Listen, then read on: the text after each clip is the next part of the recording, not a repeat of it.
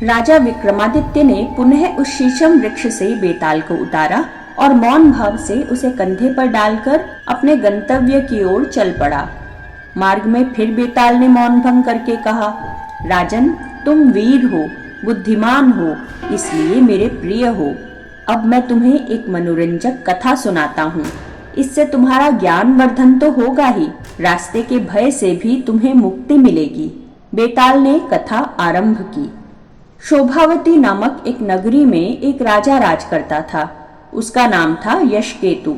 राज्य की उस राजधानी में देवी गौरी का एक उत्तम मंदिर था। मंदिर से दक्षिण में गौरी तीर्थ नाम का एक सरोवर था। वहां प्रतिवर्ष आषाढ़ शुक्ल चतुर्दशी को एक मेला लगता था। भिन्न भिन्न दिशाओं से बड़े बड़े लोग वहां स्नान करने आया करते थे। एक बार उक्त तिथि को ब्रह्मस्थल नाम के एक गांव का धवल नामक एक युवक धोबी वहां स्नान करने आया। उस तीर्थ में स्नान करने हेतु आई हुई शुद्ध पट की पुत्री मदन सुंदरी को उसने देखा और उसके रूप सौंदर्य पर मोहित हो गया। घर लौटकर वो बेचैन रहने लगा। उसने खाना पीना भी छोड़ दिया। उसकी माँ ने उसकी बेचैन रहने का कारण पूछा तो धवल ने अपने मन की बात अपनी माँ को बताई। उसकी माँ ने अपने पति को जाकर सारी बातें बताई तो उसके पिता ने कहा, बेटा, जिसके मिलने में कोई कठिनाई नहीं, उसके लिए तुम इस प्रकार शोक क्यों कर रहे हो? मेरे मांगने पर शुद्धपट तुमको अपनी कन्या दे देगा, क्योंकि कुल में, धन में और कर्म में हम उसके समान ही हैं। मैं उसे जानता हूँ, वो भी मुझे जानता है, इसलिए ये कार्य मेरे लिए दुष्कर नहीं है। इस तरह बेटे को समझा बुझाकर उसने खाने पीने के लिए राजी कर लिया। दूसरे दिन उसका पिता विमल उसे लेकर शुद्धपट के पास पहुंचा। वहां जाकर उसने अपने बेटे के लिए उसकी कन्या मांगी। उसके पिता ने आदर पूर्वक इसके लिए वचन दिया। अगले दिन विवाह का लग्न निश्चित करके उसने अपनी कन्या का विवाह धवल के साथ कर दिया। देखते ही जिस पर वो आसक्त हो गया था, ऐसी सुंदरी से विवाह करके सफल मनोरथ होकर धवल उस स्त्री सहित पिता के घर लौट आया। उन दोनों को सुख पूर्वक रहते हुए जब कुछ समय बीत गया, तब धवल का साला अर्थात मदन सुंदरी का भाई वहां आया। सभी संबंधियों ने उसका आदर सत्कार किया। बहन ने गले लगाकर उसका अभिवादन किया, फिर कुशलता पूछी। तत्पश्चात कुछ देर विश्राम कर लेने के बाद उसके भाई ने उन लोगों से कहा, पिताजी ने मुझे मदन सुंदरी और मेरे बहनोई को निमंत्रित करने के लिए यहाँ भेजा है, क्योंकि वहाँ देवी पूजन का उत्सव है। सभी संबंधियों ने उसकी बातें मान ली और उस दिन उचित भोजन पान के द्वारा उसका उचित स्वागत सत्कार किया।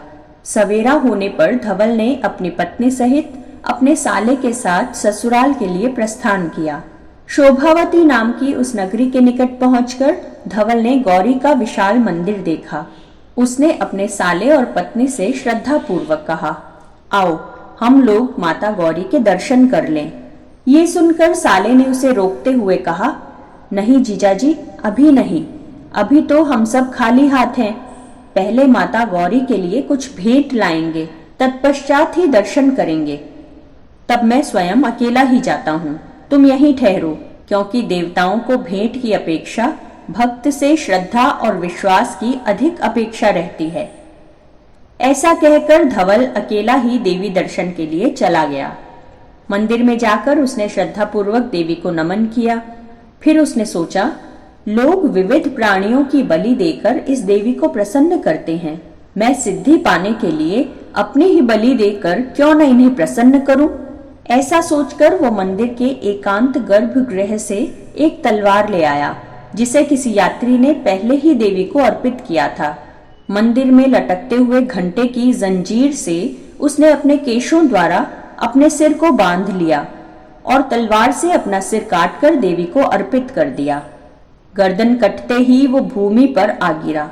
जब वो बहुत देर तक नहीं लौटा तो उसे देखने के लिए उसका साला उस देवी के मंदिर में गया। मस्तक कटे अपने बहनोई को देखकर वो घबरा गया और उसी तरह उसने भी उस तलवार से अपना सिर काट डाला। जब वो भी लौटकर नहीं आया तब मदन सुंदरी का मन बहुत विकल हो गया और वो भी देवी के मंदिर में गई। अंदर जाकर जब उसने अपने पति और भाई का वो हाल देखा तो शोकाकुल हो वो भूमि पर गिर पड़ी और विलाप करने लगी। इस प्रकार अचानक ही उन दोनों की मृत्यु पर शोक करती हुई वो कुछ पल बाद उठ खड़ी हुई और सोचने लगी, अब मुझे भी जीवित रहकर क्या करना है। तब शरीर त्याग के लिए उद्यत वो सती स्तुति करने लगी, हे देवी, तुम सौभाग्य और सतीत्व की अधिष्ठात्री हो। तुम अपने पति काम रिपु के अर्थ शरीर में निवास करती हो। तुम संसार की सभी स्त्रियों की शरणदायिनी हो। तुम दुखों का नाश करने वाली हो। फिर तुमने मेरे पति और भाई को मुझसे क्यों छीन लिया? मैं तो सदा तुम्हारी ही भक्ति करती रही हूँ। मेरे प्रति तुम्हारा ये कार्य उचित नहीं है। हे माँ, मैं तुम्हारी शरण में आई हूँ, अतः तुम मेरी प्रार्थना सुनो। दुर्भाग्य से लुटे हुए इस शरीर का अब मैं त्याग करती हूँ। अगले जन्म में मैं जब भी जहाँ भी जन्म लूँ, पति व भाई के रूप में मुझे ये ही दोनों प्राप्त हों। इस प्रकार स्तुतिपूर्वक देवी से निवेदन करके उसने उन्हें पुनः प्रणाम किया और लताओं के द्वारा अशोक वृक्ष पर एक फंदा तैयार किया। फंदे को फैलाकर जो ही उसने अपने गले में डाला, त्यों ही आकाशवाणी हुई, बेटी, ऐसा दुस्साहस मत करो। अल्पवयस्का होकर भी तुमने जो इतना साहस दिखलाया है, उससे मैं प्रसन्न हूँ। फंदा हटा दो। तुम अपने पति और भाई के शरीरों पर उनके सिर जोड़ दो। मेरे वर से ये दोनों जीवित हो जाएंगे। ये सुनकर मदन सुंदरी प्रसन्नता से अधीर हो गई। उसने अपने गले से फंदा निकाल दिया और घबराहट में बिना विचारे उसने पति का सिर भाई के शरीर पर और भाई का सिर पति के धड़ पर जोड़ दिया। तब देवी के वरदान से वो दोनों जीवित उठ खड़े हुए। उनके शरीर में कहीं कटने फटने के निशान भी नहीं थे, लेकिन सिरों के बदल जाने से उनके शरीरों में संकरता आ गई थी। अनंतर उन दोनों ने एक दूसरे को अपनी अपनी कथा सुनाकर प्रसन्नता प्राप्त की। उन्होंने भगवती गौरी को प्रणाम किया और फिर तीनों अपने इष्ट स्थानों की ओर चल पड़े। राह में जाती हुई मदन सुंदरी ने देखा कि उसने उनके सिरों की अदला बदली कर दी है। तब वो घबरा गई और समझ न सकी कि उसे क्या करना चाहिए। इतनी कथा सुनाकर बेताल ने राजा विक्रम से पूछा, राजन, अब तुम ये बतलाओ कि शरीरों के इस प्रकार मिल जाने पर उसका पति कौन हुआ? जानते हुए भी यदि तुम न बतलाओगे तो तुम पर पहले कहा हुआ शाप पड़ेगा। तब बेताल के इस प्रश्न का उत्तर विक्रमादित्य ने इस प्रकार दिया, हे बेताल, उन दोनों में से जिस शरीर पर उसके पति का सिर था वही उसका पति है, क्योंकि सिर ही अंगों में प्रधान है और उसी से मनुष्य की पहचान होती है।